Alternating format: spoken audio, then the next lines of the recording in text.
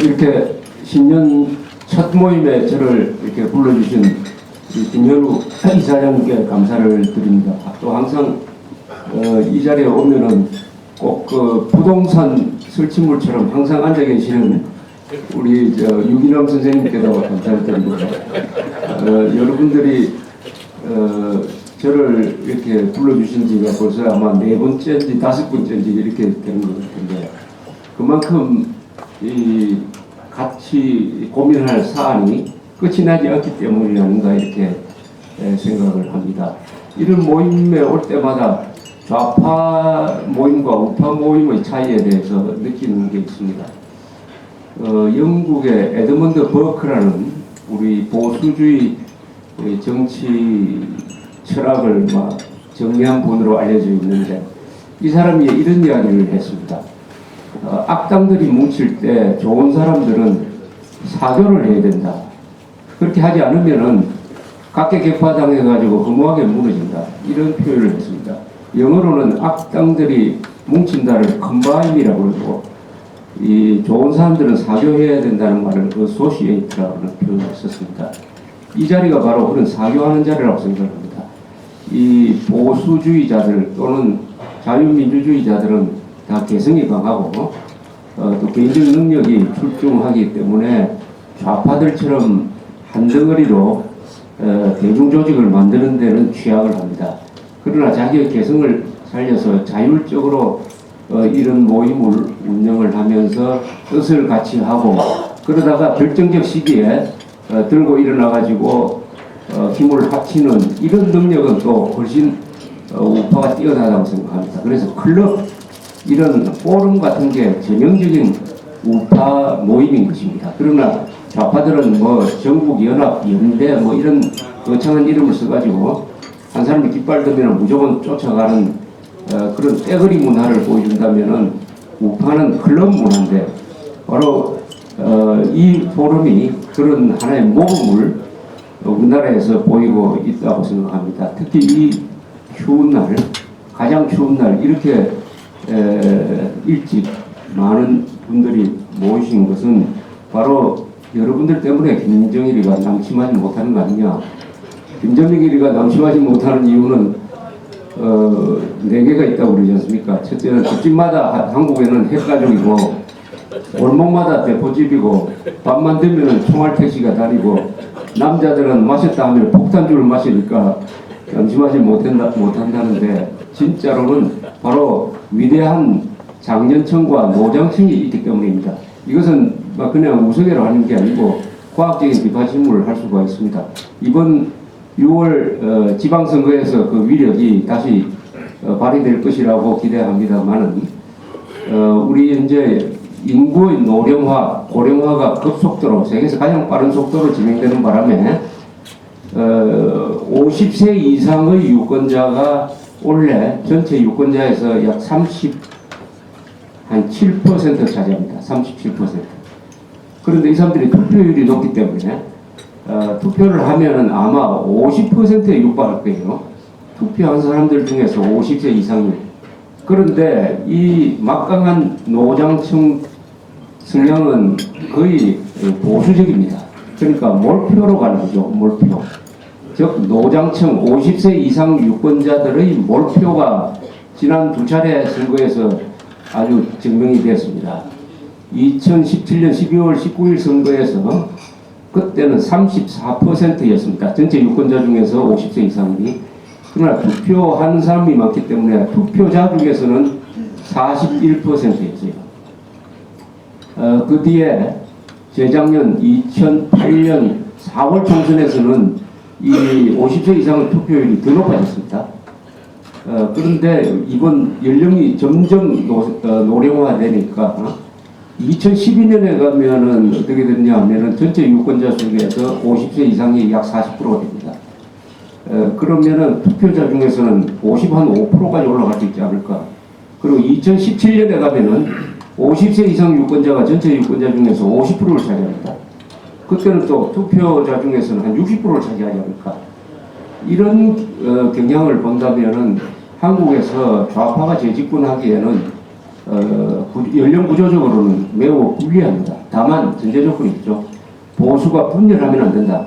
특히 다가오는 교육감 선거가 이제 골치 아픈데, 교육감 선거에서 정교조나 좌파 단체가 미는 후보는 한 사람으로 단일화될 가능성이 높고, 보수층에서 나오는 사람들은 여러 사람들이 나올 것이고, 또 이게 정당 공천제가 없기 때문에 한나라당이 누구를 지지하는지도 알 수가 없고, 또 그 인적 정보에 대해서 우리 국민들이 제대로 보지 않고 찍기 때문에 표가 분산되면은 이 소수로 똘똘 뭉친 이 정교조 후보가 당선될 가능성이 높다.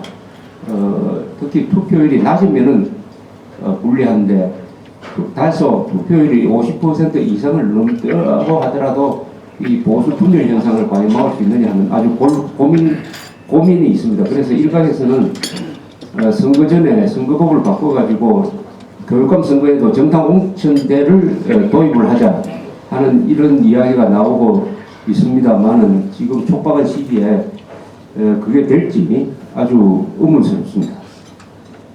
이런 상황에서 올해는 여러 가지 행사가 많습니다. 역사적인 기념 행사가 쫙 몰려 있습니다.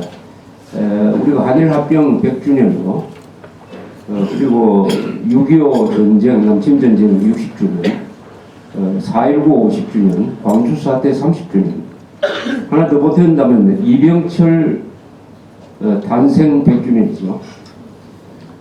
이런 분위기 속에서 어느 쪽에서 주도권을 잡아서 사회 분위기를 애국적으로 나라를 위해서 끌고 가느냐 하는 게 하나의 큰 이 대결이 벌어질 거라고 생각합니다.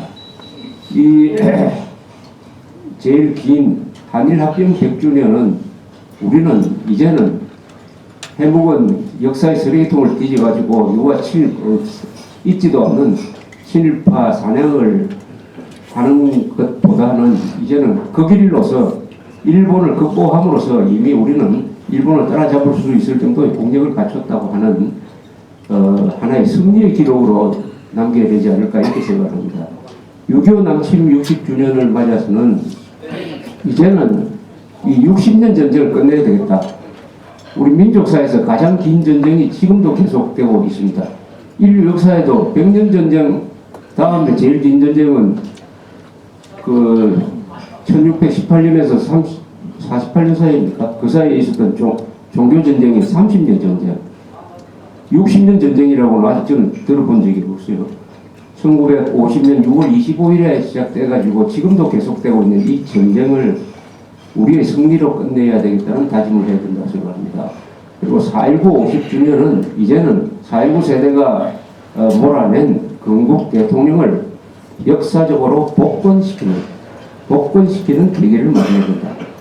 그리고 광주사태 30주년은 사회의 분위기로서 기념을 해야 된다. 이병철 100주년은 오늘날 한국을 만든 위대한 기업가 정신을 기리는 이런 긍정적인 것으로, 그래서 이 역사적 기념 행사에 대한 우리의 역사적 안목과 인식이 명료하게 정리되어 가지고 그것을 통해서 국민 교육을, 특히 젊은이 상대의 국민 교육을 할 수 있을 것이다, 해야 된다 라는 다짐을 해야 되겠다고 생각합니다. 또 각 단체마다 유관된 부분에서 무언가선 행사를 해야 될 것이 많을 거라고 생각합니다. 특히 6.25 60주년과 관계되어서는 지금 정부가 기념사업회를 만들어가 운영을 하고 있는데 아직도 어떤 방향으로 할지 잘 국민들한테 알려져 있지 않습니다. 흔히 하는 식으로 평화를 내걸고 한다고 하면은 틀림없이 6.25를 누가 일으켰는지는 중요하지 않다. 이런 식으로 논리를 전개를 해가지고 김일성, 김정일의 전쟁 범죄를 덮어주려는 쪽으로 하고 말 것입니다. 또 오늘 그 위원장 맡은 이용구 씨가 뭐 군대도 안 간 거는 그 사람이 몸이 나빠서 그렇겠지만은 윤희상 기념 추모 사업회 뭐 회장인가 그런 일을 한 사람인데 그 본인 자신도 굉장히 그 자리가 무겁게 생각하는 것 같아요. 그러면 그만두면 간단할 텐데 또 그만두기에는 너무 좋은 자리인지는 모르겠지만 어쨌든 이 6.25 기념사업이 우리가 가장 주력으로 해야 될 건데 여기에 대해서 우리 정부를 기다리지 말고 우리 이 포럼이 같은 이런 민간단체가 앞장서서 정부를 끌고 가는 일을 해야 되지 않을까 이렇게 생각을 하고 있습니다.